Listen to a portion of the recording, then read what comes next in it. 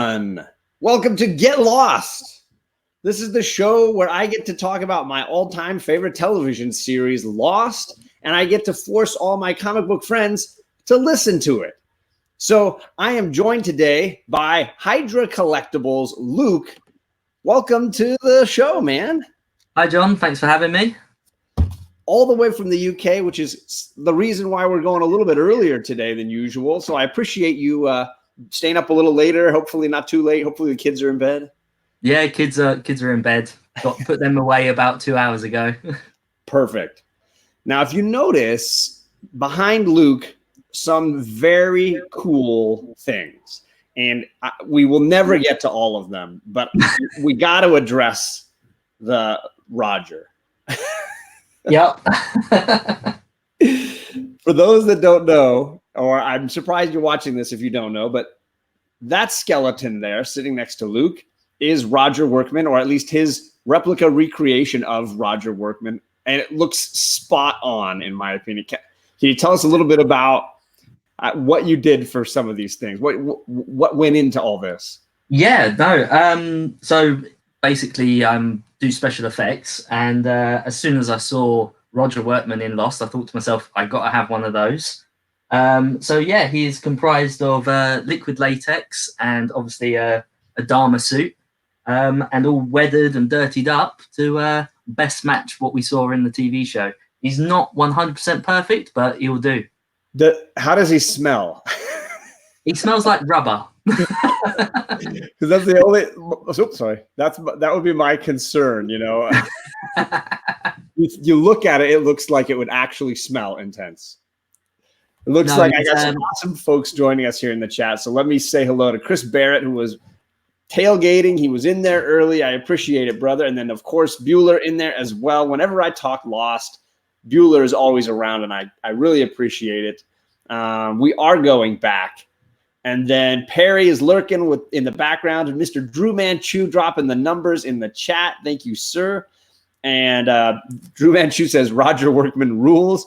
Perry says, I'll tell you what I will do for some of those things.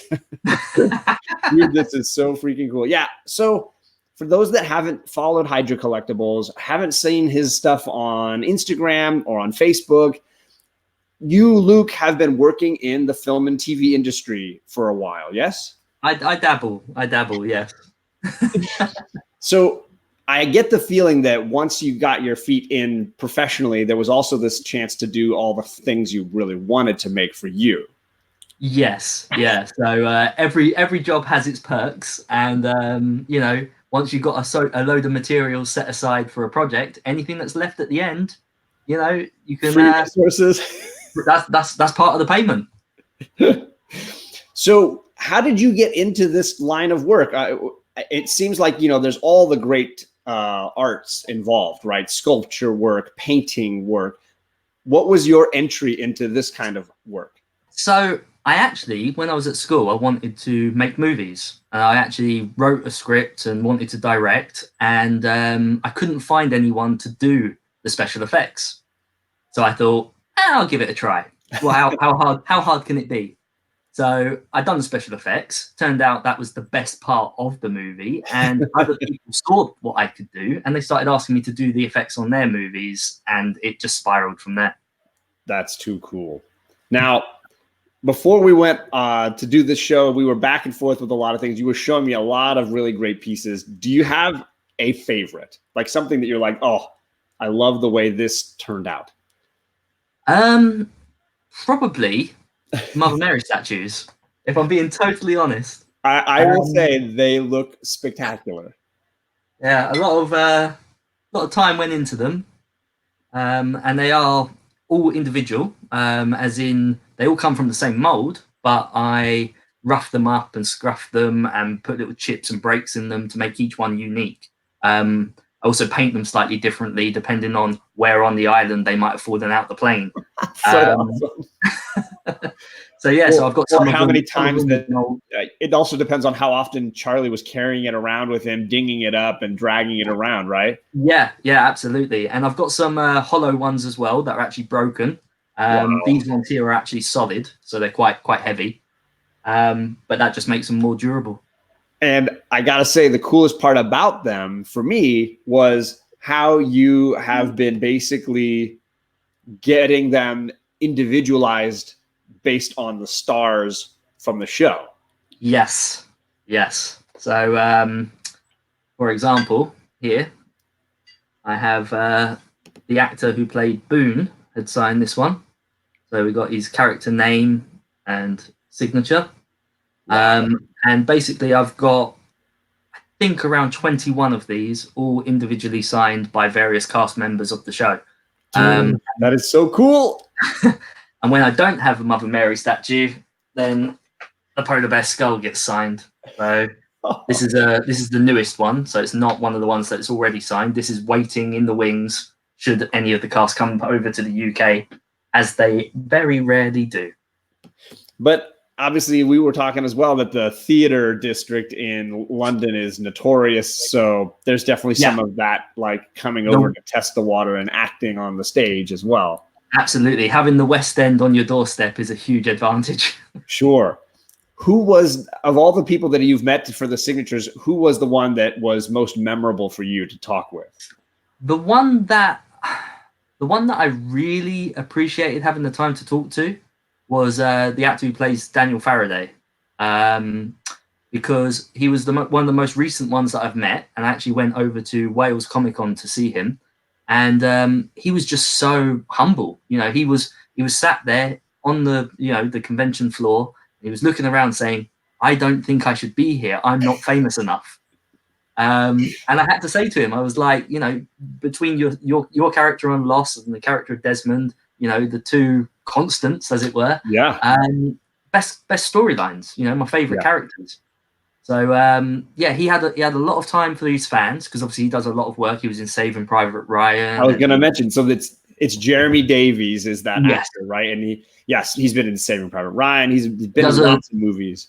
A lot of voiceover work as well. So, he was very popular at the show, but he was, like I say, very humble. He didn't want to, he felt like he was out of place. There was other people around that he thought should have been there, and he didn't really deserve to be. Bless him. That is too cool. So I want to shout out Perry Comics saying, "Can you fill one of those up?" He's asking for a friend. I don't think customs will allow it. Yeah, right. Too awesome. So I met up with Hydra Collectables, or Luke, through Instagram. We were talking a bunch, and it was like the perfect fit for talking about this season of Lost, season 5, which until I started the rewatch was definitely my favorite season of the show. And now, having rewatched all the way to now, I don't know how I could argue anything other than that. I loved rewatching season 3 and season 4. But this is it. I'm a science nerd, and this is the science season for me. Season 6 is like a faith-based season. This is the season of science for me. This is the man of science. Yes. Season 6 is the man of faith. Exactly what I was thinking. So how do you feel about this season? This season by far is my favorite season. I was so intrigued back in season 1 and 2 about the Hatch and the Dharma Initiative, and watching the little videos. And as I've mentioned to you before, off the show, I was a big fan of the Lost experience, and we saw lots of bits there as well. So learning more about the Dharma Initiative, and then having this season with everything that happens, it was all you could ever hope for. Right. And so for those that don't remember, season 4 ended with a big cliffhanger. The island got moved. Some people made it off of the island. We got to see how that happened. And then what I love most about the first chunk of season 5 is the skipping record. The sequence where the people that are stuck on the island are bouncing around in time. And it is the coolest way I can imagine somebody giving backstory without making it boring exposition, right? Yeah. Instead of just telling us stuff, they launch us to all these places and times when important things are happening. They answer so many questions in this season. For me, a lot of questions are answered in this season. How do you feel about, I know we talked a little bit about how you feel like there weren't a lot of questions left at the end that I needed answers for. How do you feel about season 5 as like the answering questions? There was just so much, absolutely so much. I mean, getting to see the things with the smoke monster and the history with Jacob, going to the temple, you know, seeing the others and how the Dharma Initiative worked and the truce and how they worked together. You know, we knew this stuff existed, but filling in all these gaps, you know, I mean, the prior season, we saw John falling down into the ditch full of all the skeletal remains, you know, and we knew that the purge happened, but we didn't know how it happened, you know, and Ben's response of saying, how do you think I didn't end up in that ditch with the rest of them? You know, we got so many answers. It was unbelievable. And, you know, season 4 obviously showed getting off the island, the donkey wheel, and some of these things. I want you to drop a little knowledge because I do think and you and I joked yesterday, we were doing a little test run, and we both, you said the question that people tell when people say, oh, they didn't answer the questions, the show didn't answer questions, both of us had the same response, which is the one question that everybody says never got answered is, why were there polar bears on the island? And you so perfectly explained all the little pieces they give us, because they do explain a lot of it. And you could even just say, oh, they were doing science experiments on the polar bears. And that is enough. And I know a lot of people that are like, that was enough of an answer. They were studying biology, and they were studying this unusual atmosphere and this unusual geography. And they brought animals in to do that. Sure. But you took it to a whole other layer that I was like, yeah, I see all of that. Can you walk through that for me? Yeah, no, absolutely. So I think it's season 3. We see our characters having been kidnapped by the others and put into the polar bear cages. And as we know, the fish biscuits, and you have to perform a little task, a little puzzle in order to get your treat. Now, I think it's Tom Friendly actually comes over to Sawyer and says, only took the bears 2 days to figure out, you know. And literally it makes perfect sense, because you teach these animals, these big, strong, intelligent animals that can survive in the cold, how to do these puzzles and tricks.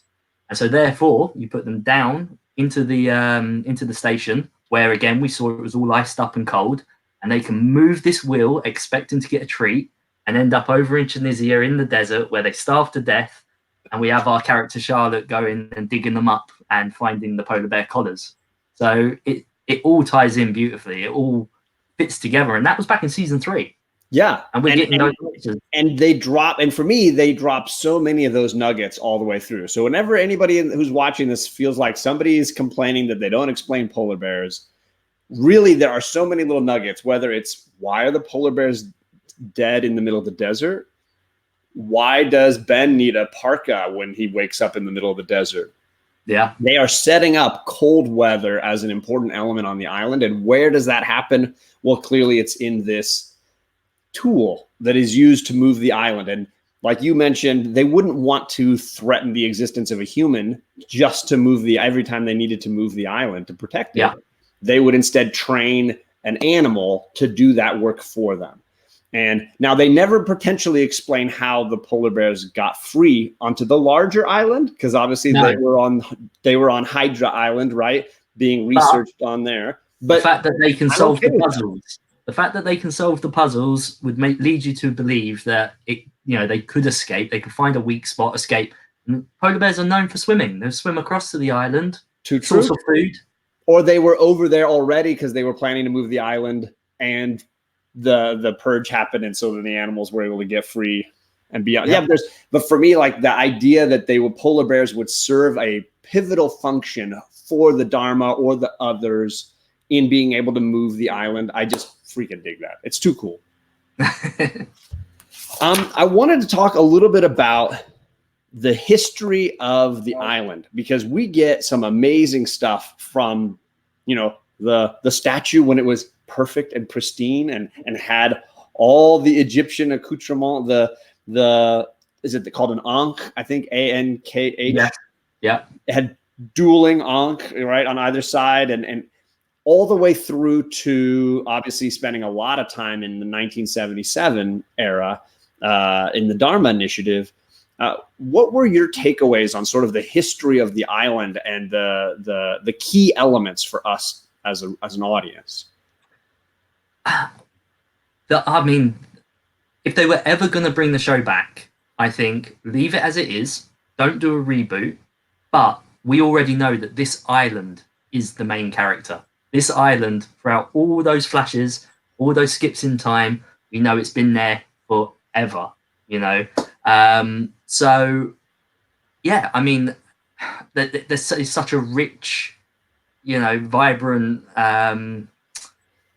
tapestry, as it were. You know, there's so much story that can be told. I mean, we know of the Dharma Initiative, and then we know of our Oceanic 815 survivors.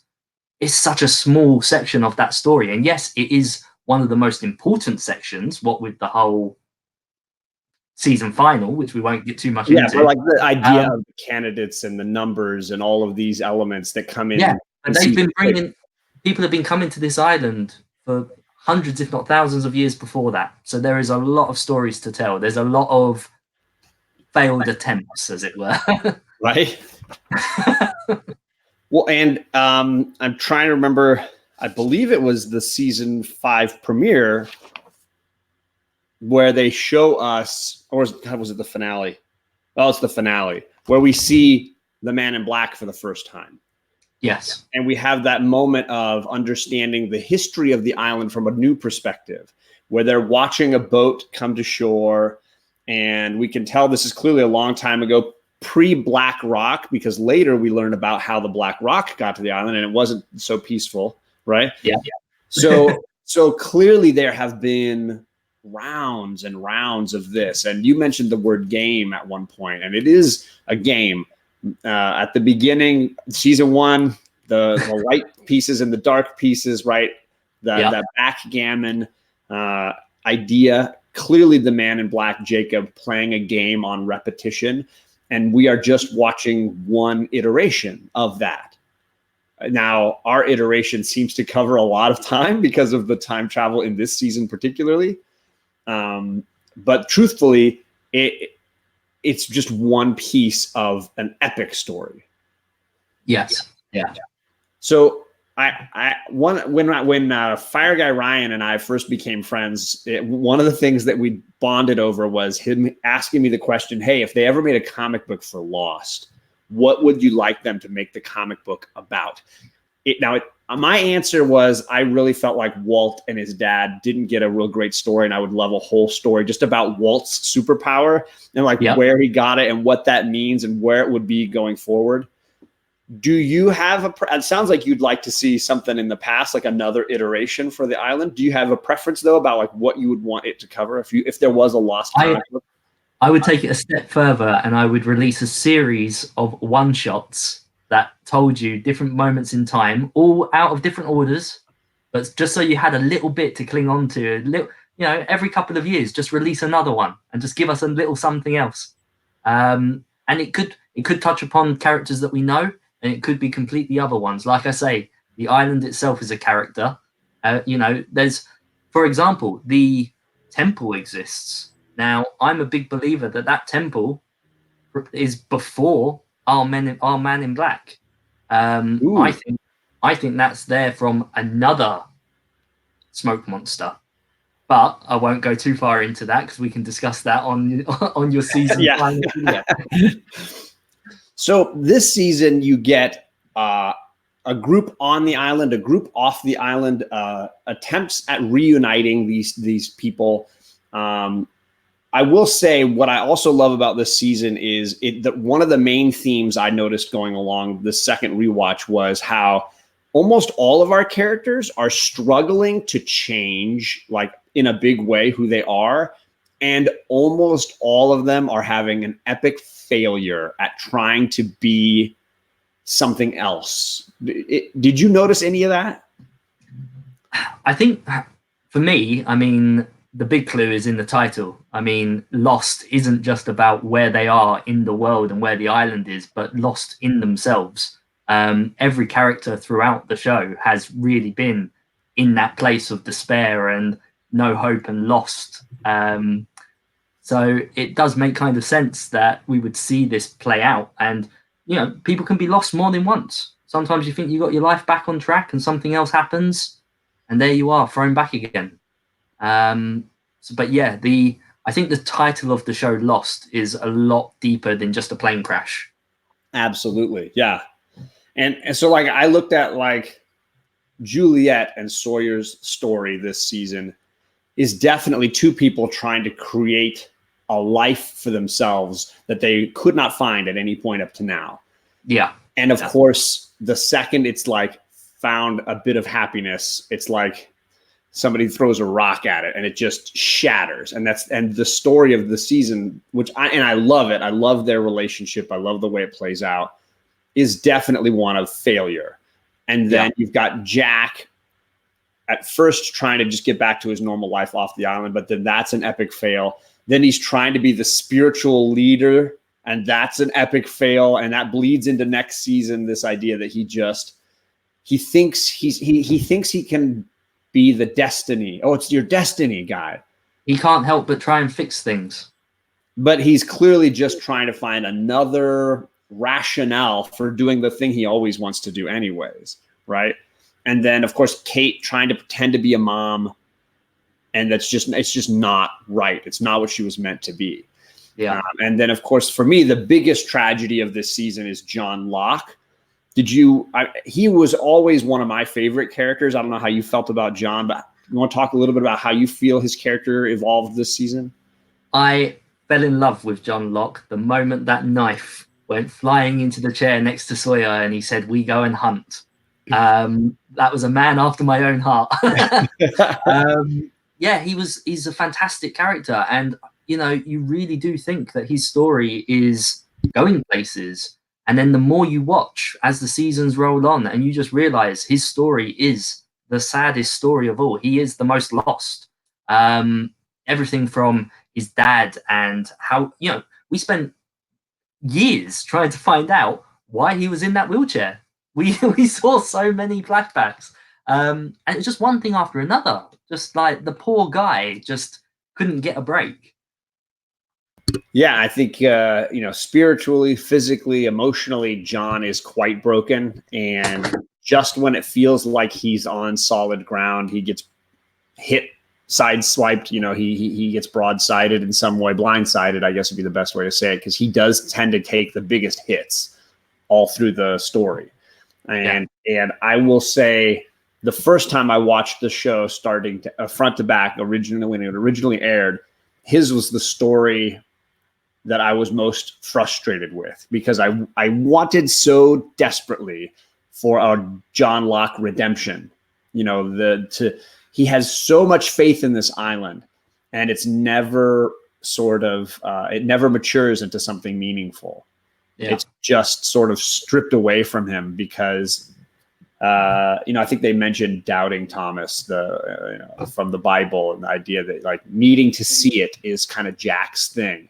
And Locke was often just accepting it as this is destiny. It's the way it's meant to be. But whenever hard times came up that made it difficult for him to say those things, whether it was Boone's death, and all of a sudden John can't walk again, he's having trouble walking again. Yeah. Or in this case, when he's off of the island trying to get people to come back and unable to convince anyone, it always seems like his faith crumbled quickly. But I'm a big believer in that John Locke would have been the chosen one, as it were. He was the one that would have taken over, because he is the only person, when he looked at the monster, saw a white light. And that same white light being the source of the power of the island where the monster came from. Everyone else sees what we see, a dark, shadowy figure or a representation from their past. He saw what the island truly is. He looked into the heart of the island, and what he saw was beautiful. I love that line. So good. I got into an interesting debate over the last few episodes of this show, talking about the ghosts and the way ghosts are used on this show, because it's not as simple as one thing or the other. You have Hurley, who clearly has, even from before the island, has had mental challenges, seeing people that weren't there. You have Miles, who can sort of hear or sense thoughts and leftover feelings from a dead spirit. And then we have all of our characters who seem to come in contact with lost loved ones on the island at one point or another. The question I was asking them, and it seemed like everybody was in consensus except me, is, are all of these things the work of one person? I don't believe so. Yeah, because look, I can't wrap my head around all of them. Now, for those that don't know quite what we're saying, I'm talking about all the spirits that we see. Are they all malevolent? Because are they the work of this villain, the Man in Black? Because it seems like most, or at least the majority of them, are him attempting to manipulate the pieces on the board in a way that Jacob doesn't seem to do. But there are moments when I feel like, God, that can't possibly be the Man in Black, can it?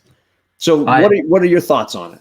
So, first of all, if we look at Hurley in the mental institute with his friend Dave, first watch, you think, okay, the big reveal, Dave's not really there, it's a hallucination. But we know that Hurley can speak to the dead. Therefore, Dave must have been a prior resident of the mental institute who has passed away. We also see Hurley get visits from Charlie, so we know again that he's seeing a dead friend, a dead partner. We know that the Man in Black can't leave the island, but at the same time, it seems like he definitely. See, this is the tricky part for me. The whole point of the show is he wants to leave the island. But there are definitely times when there are spirits off of the island. And it's the question of, are those actually those people's spirit, or is the Man in Black able to create those illusions? I will answer your question with another question. Nice. We can answer this if we can work out one thing.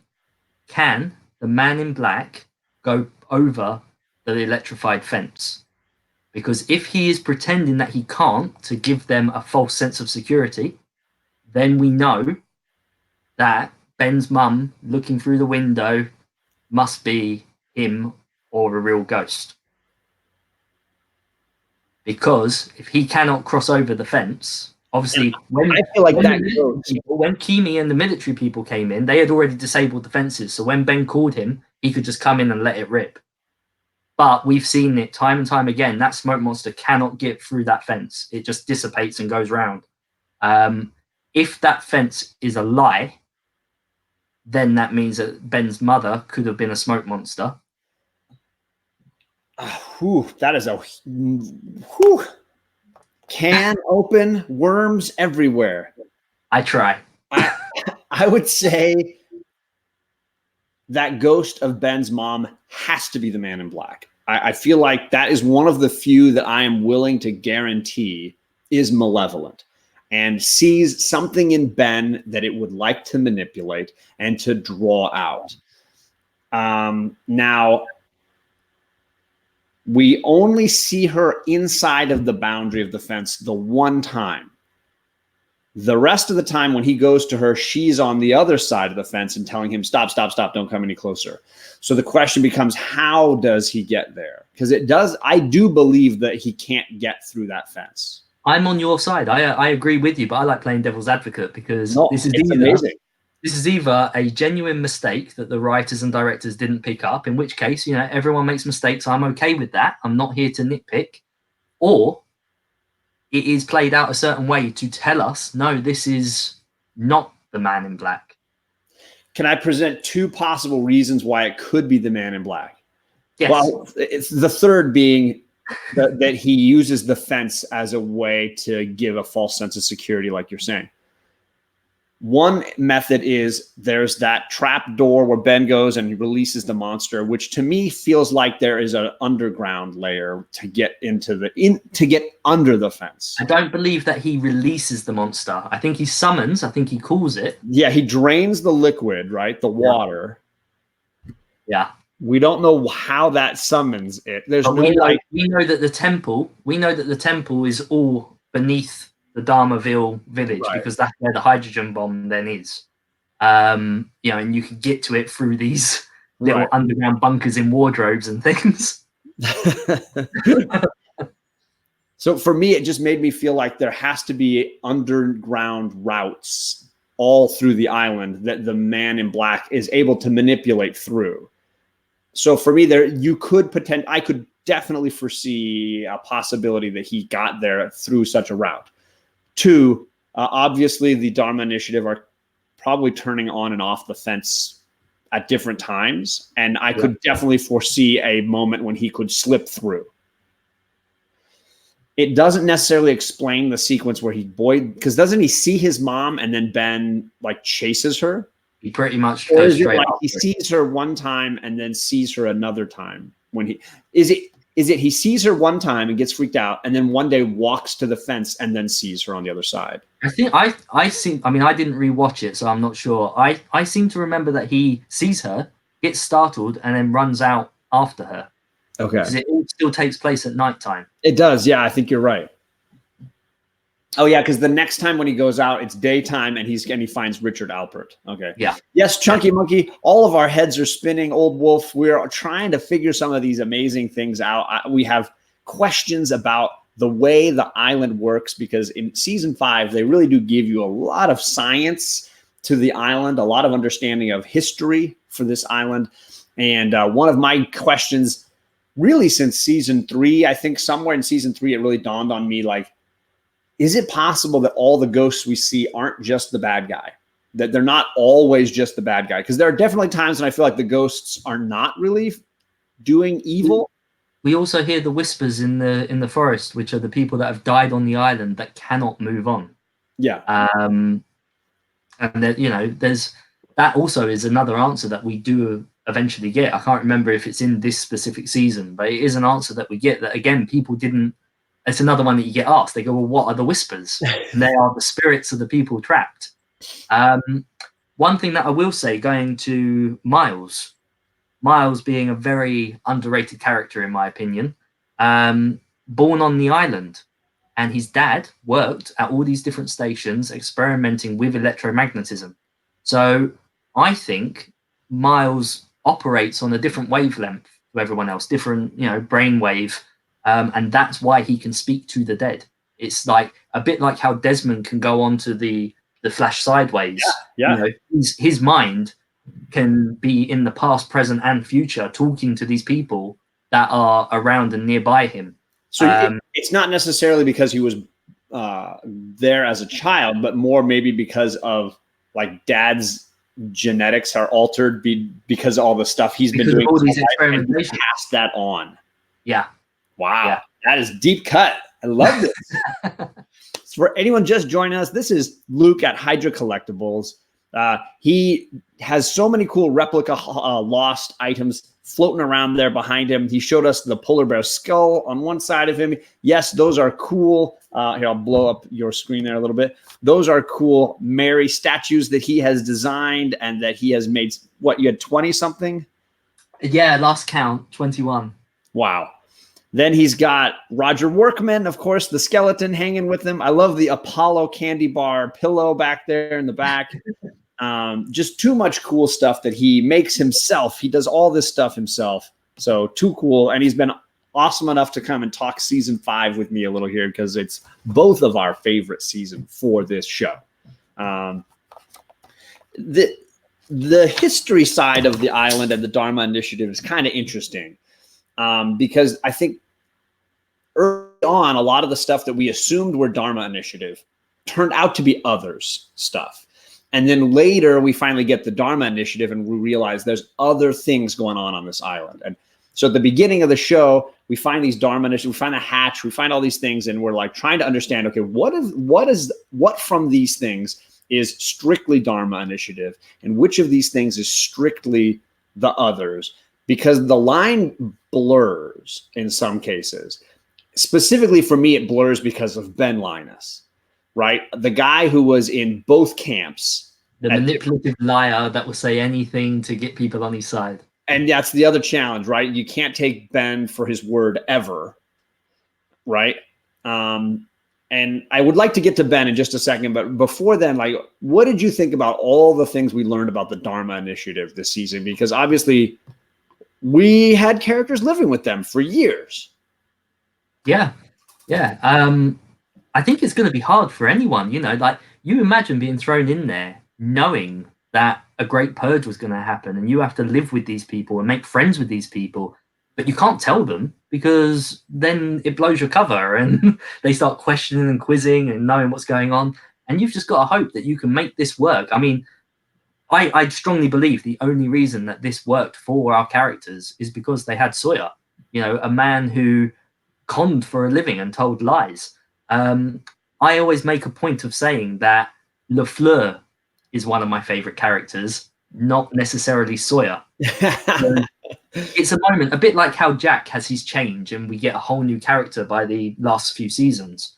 Sawyer changes too, and as do a lot of our characters. And Sawyer kind of finds his heart and he steps up, he becomes the leader, even back in season 1, season 2, I would often think, I'm Team Sawyer. Let John and Jack fight it out, and I'll go chill with Sawyer. He was always one step ahead of the game, and he thinks fast on his feet, and he knows how to get himself out of a situation. And yeah, they could have had a really happy life if our guys didn't come back. Yeah, and obviously, I think Sawyer plays his cards really well, whether it's the lies or the leaks of truth he gives to Horace and the Dharma Initiative group, just enough to make them trust him. Yep. Or it's the way he goes walking right up to Richard Alpert in that moment and just lays the cards out and is just able to take ownership. We were watching all these seasons thinking that Richard Alpert had the answers. But here in season 5, we realize that he is in the dark just like the rest of us. He has seen snippets throughout his life, and he is told things that he doesn't necessarily believe until they play out in front of him, and he has no choice. So when Sawyer says to him, I'm waiting for John Locke to come back, Richard Alpert remembers this one guy maybe 100 years ago. He doesn't, he's learning as we do, and he's not a fountain of knowledge. He's not this big representative with all the answers. He's and I love the way they play that, because the scene when John's shot in the leg and he's laying by the plane and then someone comes up with a torch and you're like, what's happening? And it's Richard Alpert, and it's the Richard we've known all along, the one who puts the torch down and says, oh, you got a bullet in your leg, John. And he's like, I didn't tell you that. And he's like, yeah, you did. Well, you will. And it makes us feel like, wow, this guy knows everything. But then later, when we see him get those answers, we realize, no, he doesn't know anything. We're just seeing his parts out of order. Yeah. And another thing to blow your mind, because that same scene brings us to the compass. Now, the compass that John Locke has, we know that he gets from Richard. But he gives this compass to Richard to give to him. Yes. Now, John Locke has this compass for what we can only presume is a few months on the island. Richard, however, from the moment he receives it, is holding this compass for 70 plus years, which means that the compass is stuck in a time loop, which it can never escape. And we don't know where the compass first originated from. Now, my question is as time goes on, this is going to deteriorate. So what takes the place of the compass later on? Or, what phase is it? Because it seems like it's in a constant state of deterioration. It's never pristine. It's constantly aging. Richard has it for 70 years, waiting to give it to John Locke, who immediately gives it back. I remember, like, the moment when he lays all the objects out in front of Little John. And was that season? Is that season 6? Am I skipping to season 6? I'm not sure what season it is, but I do remember because we have pictures of a smoke monster as well. And he lays all these things out to see how John reacts, because that's the moment. You mentioned that you think John was the chosen one. That's the moment for me that proves he's not, because that's the moment where Richard is trying to piece the answers together, because like we said, Richard is in the dark. So Richard knows that he was given this compass by John Locke. He then goes to see the young boy, lays it in front of him, expecting him to choose it. because he wants to piece the answers together. That doesn't make John not the chosen one. That just means that Richard is not understanding how the puzzle goes together. Well, and I think that if you look at all the moments that inspire Richard to believe John is the chosen one, they're all based on lies. Yes. My favorite being when Jack says, I wouldn't underestimate him. Like, I would do whatever he says, he said. Like, that moment kills us because we already at that point are fully aware this is not our John. Don't tell Richard that, because then Richard goes on and trusts the man in black, and it just gets worse. Yeah. Does he hold the compass like Christopher Walken? No, he does not, and keep the watch safe the same way. No. We'll drop in some comedy in the chat. Caleb says Sawyer is his favorite aside from Hurley. I will say, like, as far as flashback episodes go, I always enjoyed the Sawyer ones, like, near the top. Desmond, of course, probably is the top for me, but like among the original cast, I love a good Sawyer flashback. I think they're really, really great. Now, I want to ask you this question. Season 5 breaks from the trend of having like one character stories, flashing back with that one character. But as I rewatched it, I felt very strongly that each episode still had a focal character. Yes. Do you feel that that was the same for you? Yeah, I think the difference being is that prior to that, we had flashbacks of a single character, and we learned that character's story in flashback. Whereas this way round, I think they flipped it. Yeah. I think we had the flashback of various, but on the island in our time, they focused on one particular character. So I think the layout and the concept was still there. It's just a bit of a flip. It was and I kind of had fun watching it this season, trying to figure out, okay, well, whose episode is this one? Like, who is the focus on this one? And so you could kind of go through and say, like, okay, this one has a lot of Jin and Sun storylines, and you see Jin on the island in the past and Sun in the present dealing with it. You could kind of see the way these things laid together. It wasn't always perfect, but I did appreciate that they were sticking to a format, that the show didn't completely abandon the format. Yeah. Well, you just mentioned Sun and Jin, two of my favorite characters. I actually love all the characters. Every character means something to me, even Shannon. There was a lot of people that absolutely hate Shannon, and I think she was really misunderstood. She is. I honestly, I think I dislike Claire more than Shannon. Personally, I'm just not a Claire fan. The way she's always screaming about my baby. My baby. Yeah, so with Jin in particular, there's one thing that I've noticed in the multiple times that I've watched the show is that every season finale, he is separated from the main group. So season 1, he's on the raft. Season 2, they're on Desmond's boat and they go searching behind the foot of the statue and attacked by the others. Season 3, they're on the beach where they again blow up the tents to attack the others. Season 4, he's on the freighter. And season 5, he's back in time. Yeah, season 5, he's in the White Flash. Yeah. So he's always. And isn't he? It's just he and Hurley and Saeed at the van at that point. Yeah. Just hanging at the van, hoping Saeed doesn't die. Caleb is right with you. He loves Jin so much and hates Claire. I think that there are characters, for better or worse, the show, I think, underutilized. And for me, Michael, Walt, and were like the two that I felt were most underutilized. There's so much hate for Michael out there, and I really don't understand it. I mean, as a father, I totally get everything that he done for the sake of his child. And I just, without going too deep into it about the things that I would do, it's I can see where he came from. I can see why he made the choices he did. And he had to make them choices pretty quick. He didn't have a lot of time to decide. And, choosing family over people that you crashed on a plane with, it's a little bit of a no-brainer to me. And I think people give him a hard time for no reason. I think the argument could be made that the things you do for your child, you can't quantify. But at the same time, my frustration with him is that for as much fear as he has of the others, he has zero faith in the people that have been with him and helping him and caring for him all along. If I knew somebody like John Locke, I would just take my problems to him. I don't know. Yeah. I know he doesn't trust John because of the things with his son in the past, but I feel like they kind of worked a lot of that out. Yeah. And it does bother me that he just thinks the easiest solution is just to kill somebody that helped him.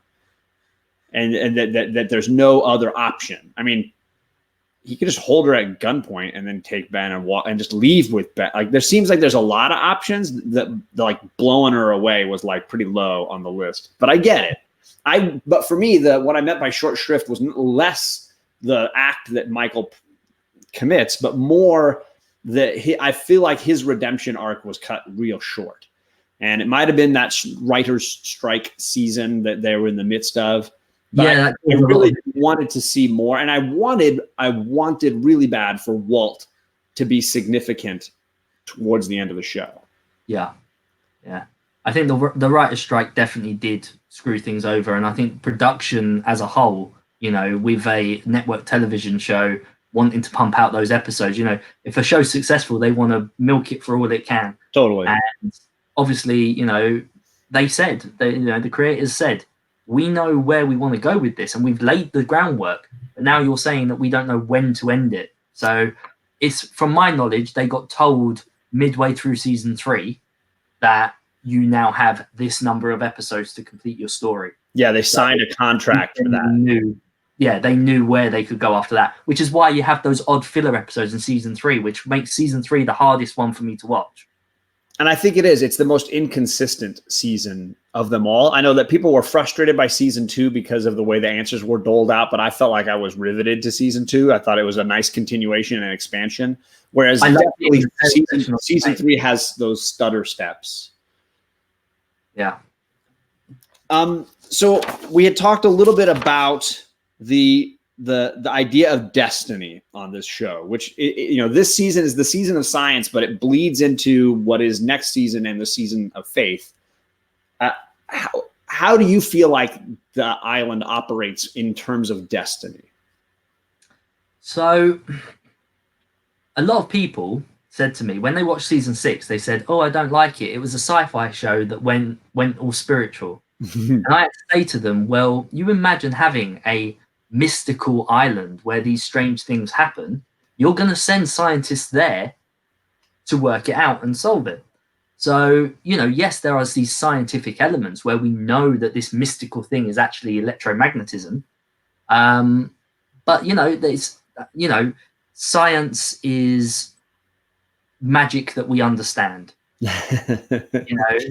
I always make the reference to saying that, medicine would have been called a magic potion back in the day. Right. So we just, science is the magic that we understand, that we can dissect and see. As for the island being this spiritual place, I was okay with it. To me, they had laid the foundation throughout. I mean, again, we say it all the time. This show has so many little snippets throughout the seasons that you didn't feel like it was just thrown at you and it was a shock. You just you grew with it. You just accepted that this was the path they were going down. And it helps to have these characters like John Locke, who is so spiritual and wants to.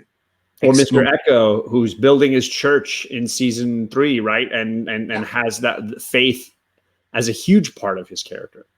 Absolutely huge, massive. Again, a lot of people very upset that Mr. Echo wasn't around in later seasons, killed off too soon. But again, it's a Seawood is in the chat. Seawood, hashtag gone too soon. part of the production problems. It couldn't be helped. But I love what we did get with that character. Well, and I know that made for a lot of comments about the and I will fully agree. Like this, the show in general, in broad strokes, was incredibly diverse with cast, with the countries of origin for a lot of the characters being all around the world. But it was frustrating, I think, sometimes that the characters that were not white would have the shortest storylines, the ones with the least long-term impact. I think that you look at Michael, Walt, and Echo; they're the best examples. Ana Lucia, I think, but obviously you can't discount Hurley. Hispanic character, or Sun and Jin. But I do think Sun and Jin get short shrift sometimes as well. I even was frustrated in season 6. We'll get to like the idea of a candidate's next season, but that there's only one Quan listed, and they never really explained to us which Quan it is. We do know. We do? Maybe I need to remember my season 6 better. We do know because the ones that go back in time, because we have Jin on the island, and when it moves, he goes back in time with our group, with Sawyer and everyone else. Then, when we have the Ajira flight, and some of our cast members disappear, those being Jack, Hurley, Saeed. God, Luke, you're blowing my mind right now. Sun does not go over. She lands on the island in present time with Ben Linus, with Lapidus. They are not the candidates. Therefore, Jin is the candidate, not Sun. Which is frustrating, because I think then, are there any female candidates? Is it just Kate? Like Jacob said, it's just it's chalk on a wall. When you see that wall and when you see the lighthouse, there are many, many candidates, and so many of our characters that we have seen were candidates. They were on that list. We just know those last 6 numbers, 4, 8, 15, 16, 23, 42. Boom, says Caleb. Second Chance Now says, thank you so much. Love it. Luke is a champ. I agree. He is a boss. He's amazing. And then we haven't even really scratched the surface of the amazing artifacts he's made behind him there.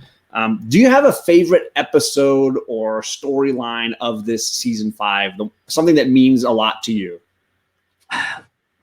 It's more moments rather than favorite individual episodes. I love this season. This season is always whenever I do a rewatch, this is the season I get the quickest because I love it so much.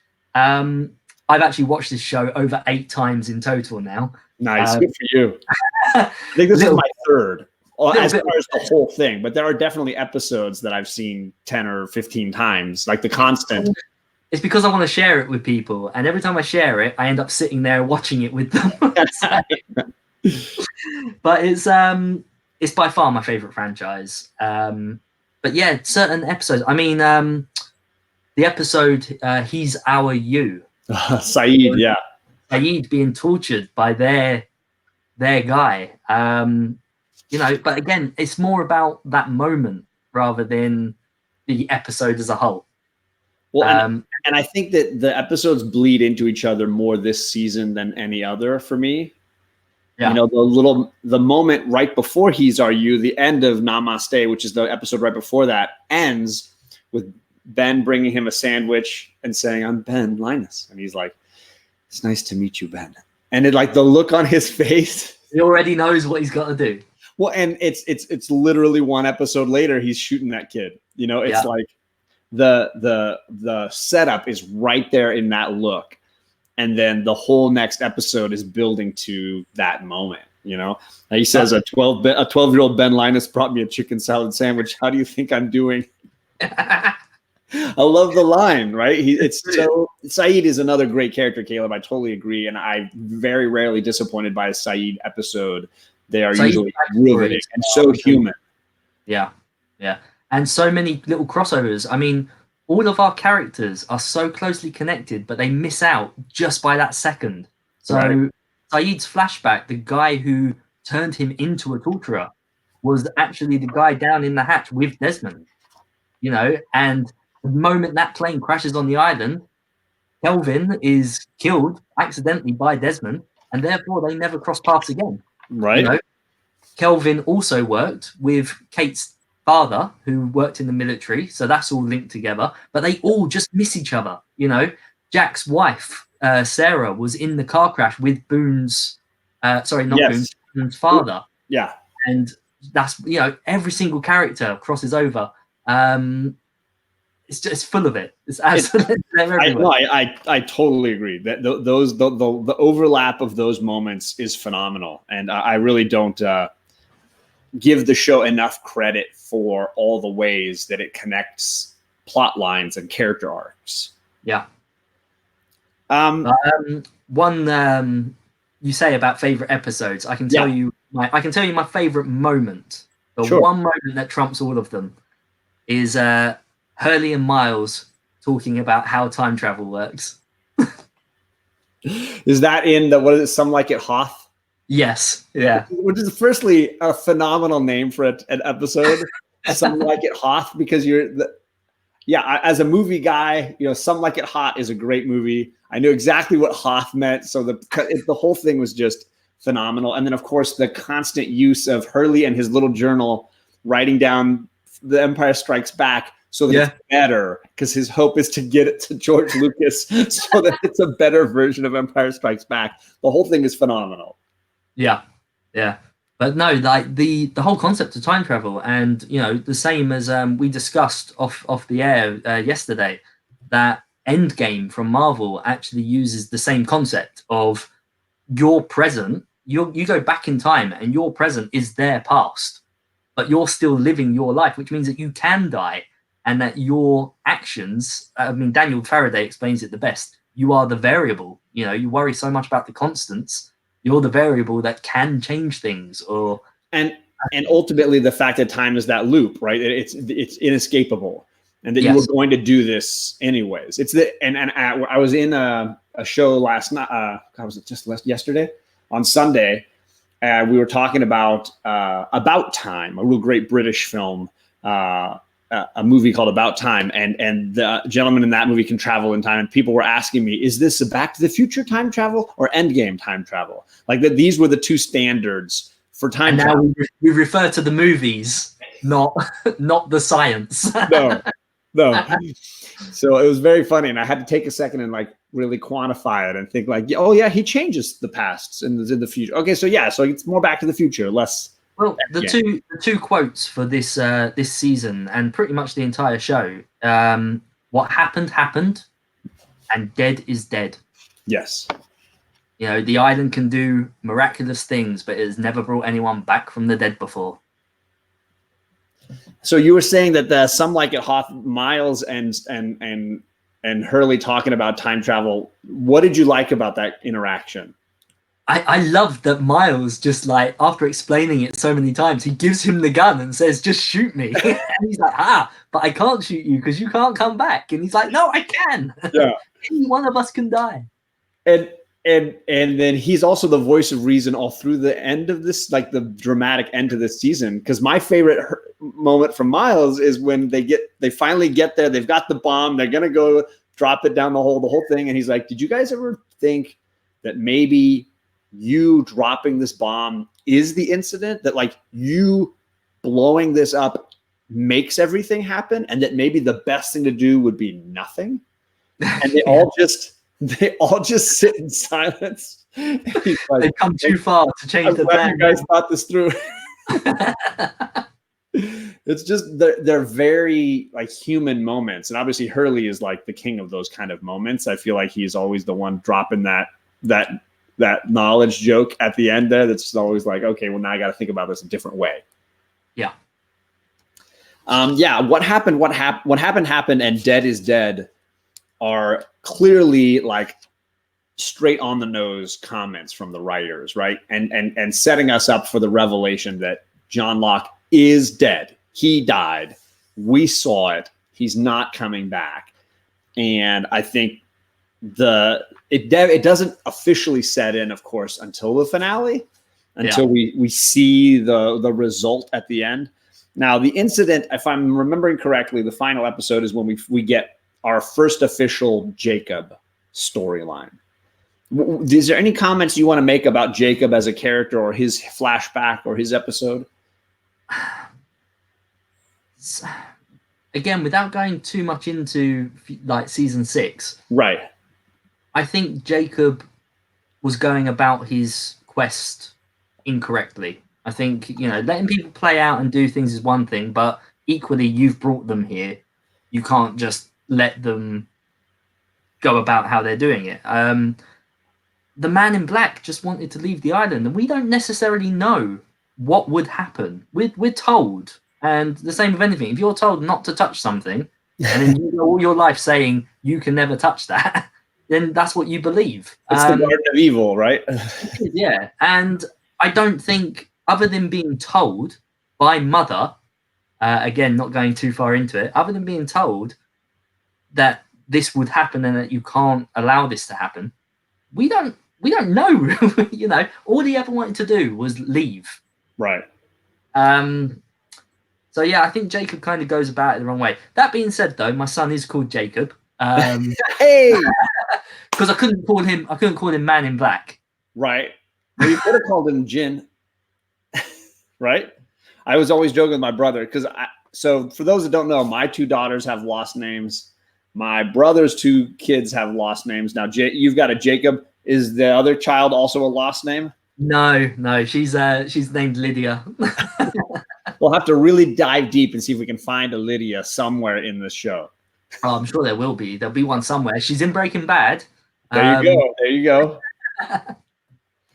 So this Jacob flashback, we get to see him coming in contact with all of our characters, all of the candidates, which we later will identify as candidates. He seems to, not necessarily every time, but he seems to touch them all. Yes. And maybe I'm just not remembering season 6 well enough. Is there some thing that, what do you think is happening there? I guess is my question. I think that's the moment where they become candidates. I think the touch, just like how he touched Richard Alpert and made him immortal.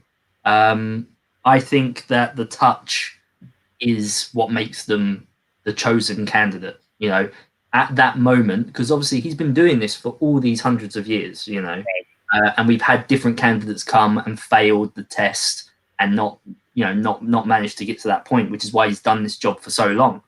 I think as it's neared closer, these people, that moment of touching, you become 4, you become 6, you become... You become 8 and 15 and 23 and 42, you know, all these, like, you know, the touch is what makes them the final set. And Caleb says, yeah, Jacob is a toucher. We don't need to throw him under the bus like that. I haven't shouted out Seawood. Thank you for coming by, brother. You had some great comments. Kevin Bacon, he says, is on that island somewhere. That is phenomenal. The Concussion was my least favorite storyline, he says. Wasn't a fan of how they decided Son didn't need to understand English for a while.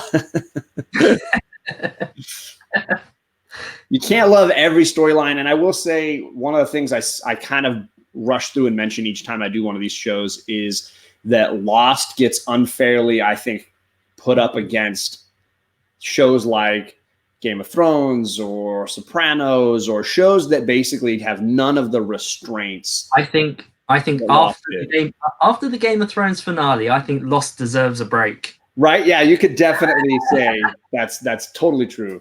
But even beyond that, you know, anytime a TV show can call a single season 8 hours, and Lost had to produce in some cases almost 25 or 26 hours, some in their longer seasons. Yeah. And then put, you know, you have to deal with commercials and things you can't say or show or do. There were a lot of, I would say they had their hands tied in a lot of ways that modern shows, streaming shows, none of them have to deal with any of these things. So you can't underestimate the challenges and the schedule and all these things. They couldn't just take a year off and skip 2-3 seasons and then come back and do it the way they want. No, it was you're on schedule and you're going to finish on schedule. Yeah. But even going back, I mean, people say that their worst episode was the Nikki and Paolo expose. I like that one. Me personally, that is the best hour of television I've ever seen in my life. It's got murder mystery with characters that we know and love in a beautiful setting, beautiful people, you know. I love the Hitchcockian quality of that episode. For me, it felt like a throwback to old Hitchcock, and I dug that. I was way more upset. What is it? Fire and Water is easily the worst hour of this show. Watching Charlie go bonkers on drugs, even though he's technically probably not taking the drugs. He's just going bonkers. And then John Locke beat the stuffing out of him and the whole thing. And Claire's my baby. And yeah, the whole thing. Just wipe that one away for me. That's the one. Yeah. Ben, thank you for coming by and stopping my rant. And Chad 90 Miles from Comics is in here. He's saying, I never watched Lost, but he's a fan of this channel and all of us hanging around here. So thank you so much, brother. I appreciate that support. I had a list of season 5 questions, but I'm just going to ask one right now. Is it possible that Charles Widmore is not the bad guy? Absolutely. Is it possible that we could really look at the show, like flip the whole thing on its head and say he's the good guy without even not acknowledging what happens in season 6? Yeah. Again, I don't think it's as clear cut. I mean, we're told in that first episode of good and bad and light and dark, and yet every single one of our characters, every single one, including Jacob, is grey. Yeah. So I don't think, if you put it on pen and paper, on a board, pros and cons, Widmore wanted the best of both worlds. He had a life off of the island, he had a life on the island, and because of that, he got pushed away because Ben was willing to give the island everything. Right. But then we know Ben leaves the island and does stuff and comes back, so. We do, yeah. Bit hypocritical. But I mean, again, this season, last season, we obviously see Kimi come over and kill Alex, something that Ben never thought would actually happen, and that is the turning point in my eyes where the mind games were done. It was like the rules have changed. This is not how we play this game. Definitely. And in this season, that is the deciding factor because he goes to the temple and he sees the smoke monster, not the ghost of his daughter, who manipulates him to do what John Locke says. And so when John Locke says, you're going to kill Jacob, that puts the whole plan into motion. Definitely. Yeah. I mean, having rewatched a little more closely and trying to really write down and comment on questions the whole time, for me, I just kept coming back to this idea that Ben is obviously Machiavellian. I mean, he's very, very power hungry and manipulative. And Widmore definitely has some of those qualities, but I always feel like if you really look at it, Widmore's doing things in his own way to protect the island. He's not doing this because he wants to, like Ben always says, he wants to rape the island and pillage and take all the resources. And it doesn't seem to be true. No.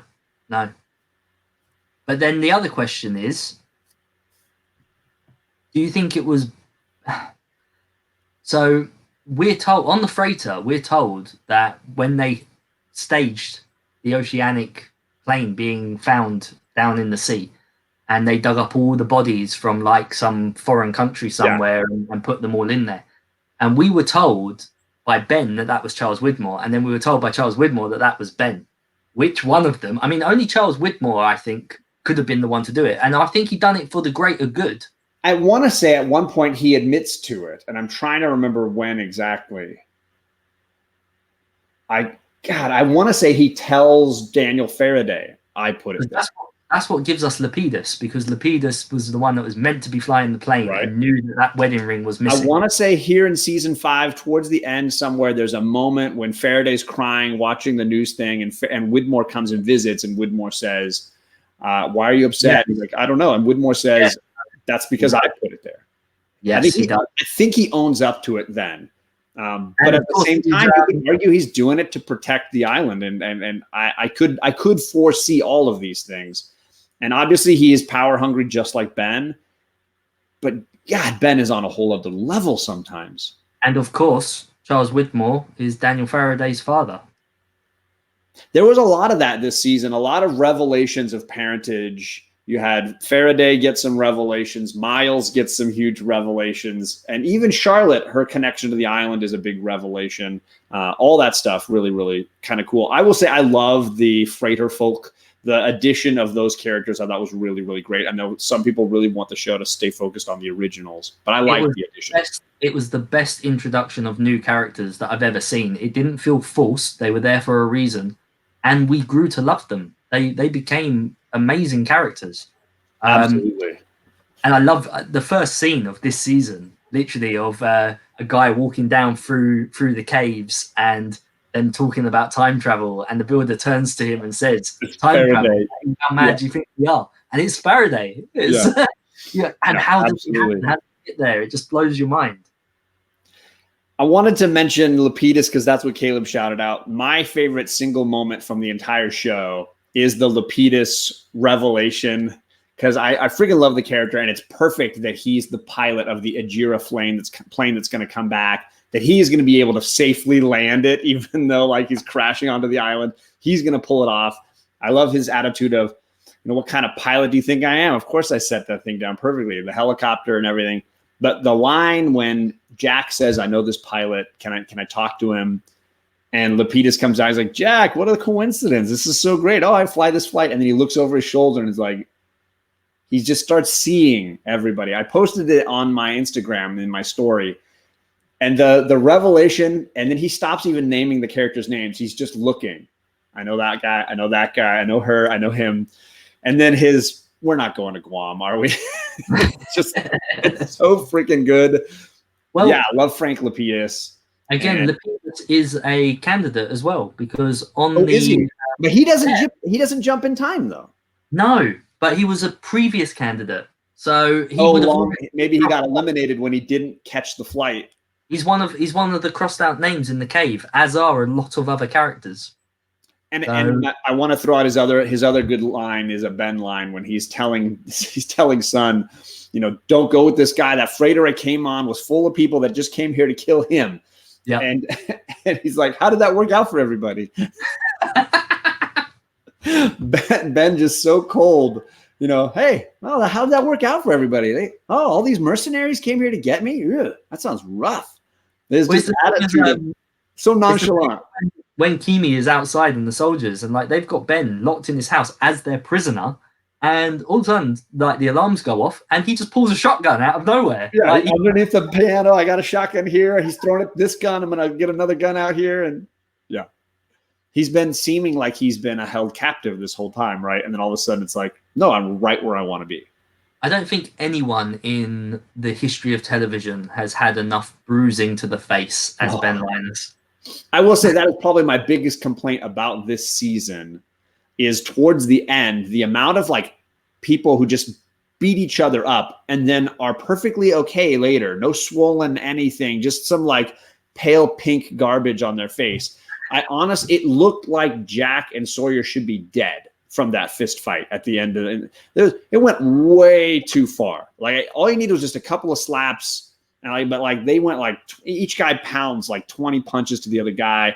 They're like dripping blood, but no swelling. Like, yeah, I think some of that stuff just got extreme. Like, okay, they don't need to hit each other 20 times. Can we make it 5? Like just 5. 5 is good. So that was a frustration that I had. But I was happy that like they kept Claire out of all of this. Like an entire season without Claire was kind of like, that's kind of nice. I kind of like that. But we'll get more of her in season 6. Yes. Before we wrap it up here, was there anything else back there that you really wanted to share? You've got your whole collection out. You've made some amazing pieces. For anybody that doesn't know, this is Hydra Collectables. You can find him on Facebook. You can find him on Instagram. Amazing, amazing artist. Very talented guy, and nice enough to join us from the UK for this show. And he has made, and I'm going to click on him, he's made all of these things. This isn't even anywhere near all of it. Sorry to say, I have boxes and boxes of stuff. I mean, even these books, every time we saw Sawyer or another character reading a book, I made it my mission to find the book that they were reading. Same copy. So yeah, I've got so much stuff, and it ranges from my own little explanations to people about how the time travel worked, which I just decided. By the way, I have loaded as a JPEG. If you want me to share that, let me get back here and do a. And then I've got all of my Lost University certificates, which again was part of the Lost experience, which is like online courses. Yeah, I've got so much stuff. I've got boxes of it. This is just what I managed to grab when John invited me to come onto the show. So this is the piece he was talking about that shows the Lost time travel explained. where you have if you can see my cursor here, we've got time moving forward. 1974, where we have some important moments happening when our people arrive in the season 5, and then they live out those 3 years till 1977 when the incident happens. And then you've got the Flash Sideways listed up here as the 6th season information. But then you've got our normal timeline here with the 815 crashing and the Ajira Airlines arriving, and on we go. We have to go back and all that stuff. Super cool. That was literally me explaining to someone on the way to work whilst on the train how it worked. And then I thought, you know what? I'm going to add it to the collection. And I love that you wrote what happened right here at the bottom. So I just wanted to share that. You sent me a scan of that, and I was like, yes, I'm definitely going to make sure I hold that up again. Yes, here we go again.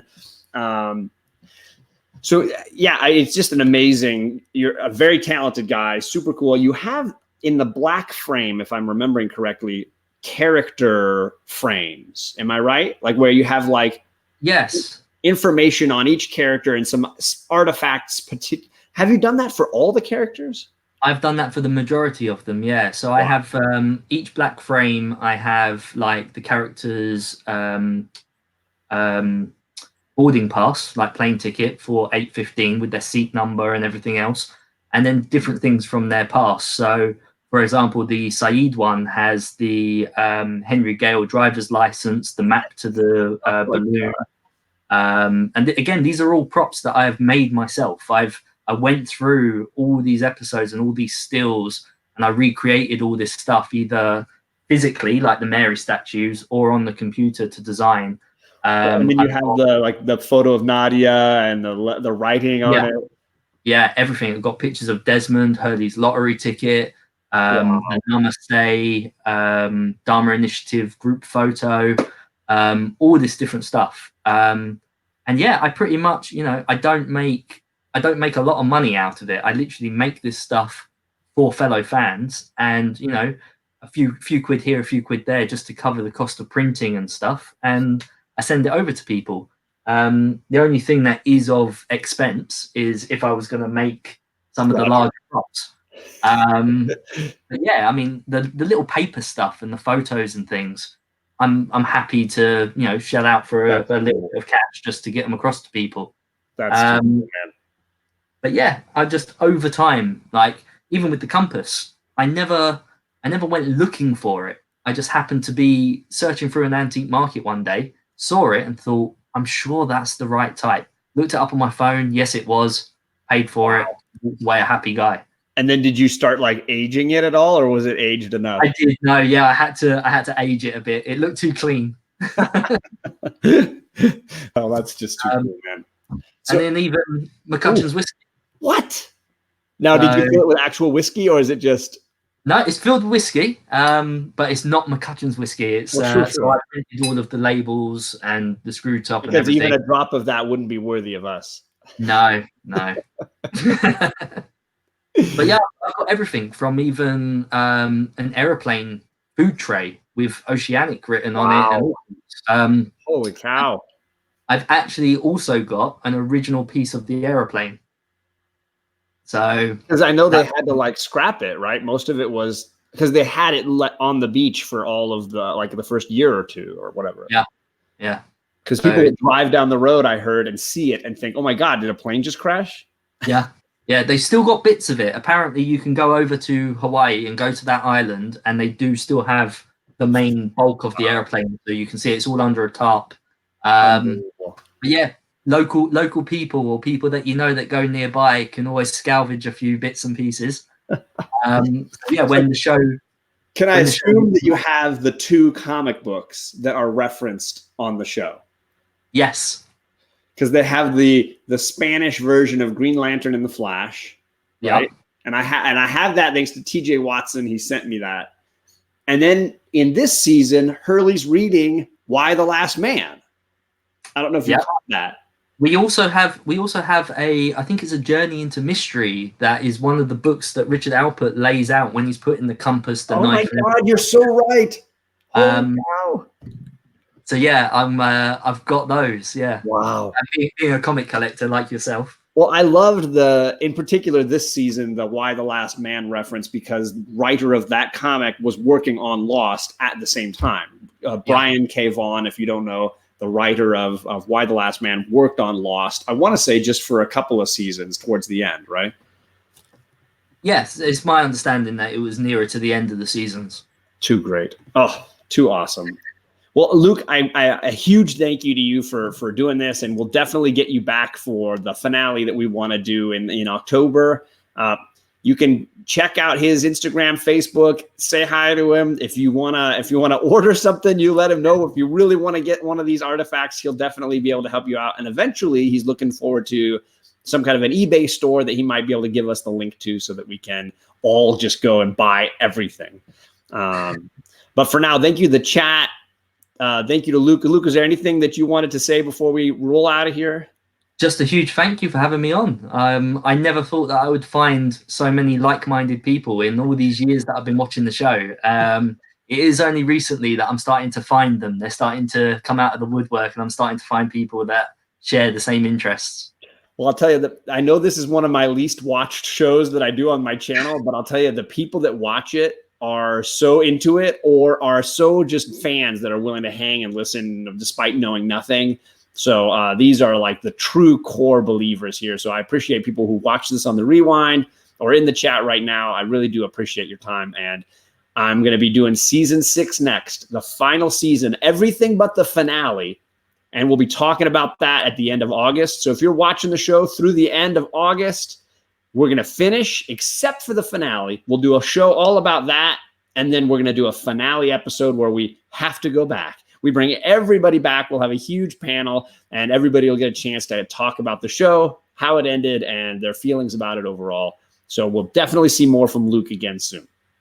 Until then, though, everybody have a great day, and I'll catch you all soon.